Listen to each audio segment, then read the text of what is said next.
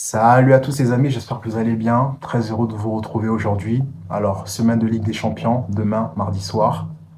Là, c'est Milan qui sera reçu par l'Inter de Milan. Match largement maîtrisé et gagné par l'Inter, 2 buts à 0.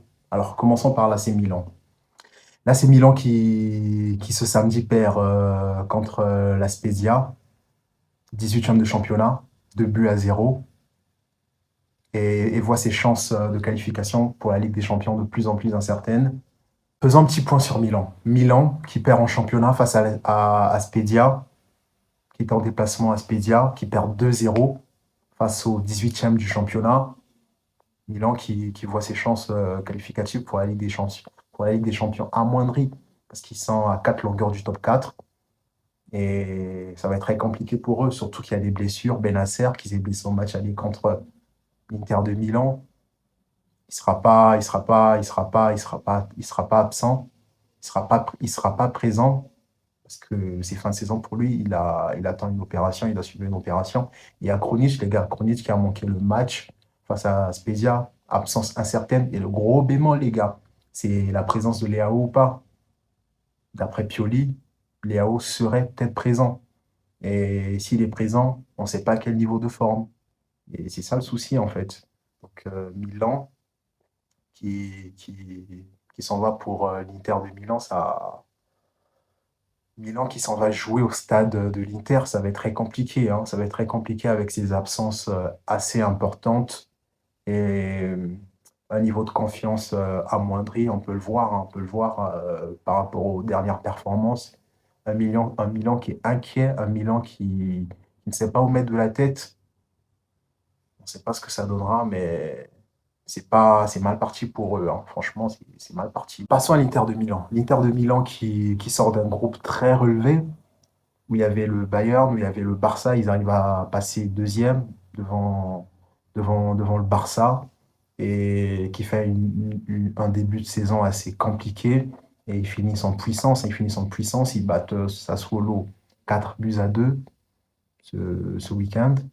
Et c'est bien parti pour eux. C'est bien parti pour eux. Ils ont fait tourner l'effectif, hein. Franchement, ils ont fait tourner l'effectif. L'effectif qui a eu à jouer face à Milan. L'Inter qui a fait tourner en championnat. L'Inter qui a fait tourner en championnat. Absence de Lautaro, Dumfries, Barella, Bastoni, Calhanoglu, Darmian et même Onana. Donc, c'est-à-dire que le facteur physique de cet Inter de Milan sera à son max, parce que ces 8 joueurs ont été titulaires lors du match aller face à Milan. Et Lukaku qui marque un doublé, Lukaku qui revient en forme. Et bon, même si je ne pense pas qu'il sera titulaire, mais il fera son entrée de jeu et il apportera surtout à la pointe. Et il y a Dzeko aussi qui est là, franchement, Dzeko qui a pu se reposer. Et je pense que Dzeko sera en forme pour ce match. 7 victoires d'affilée sur les 7 dernières confrontations, toutes compétitions confondues pour l'Inter. L'Inter qui est à son top au niveau mental, au niveau physique, au niveau de la confiance. Ils sont là, ils sont prêts à gagner. Mais défensivement, on a vu que quand Sassuolo, ils ont pris 2 buts.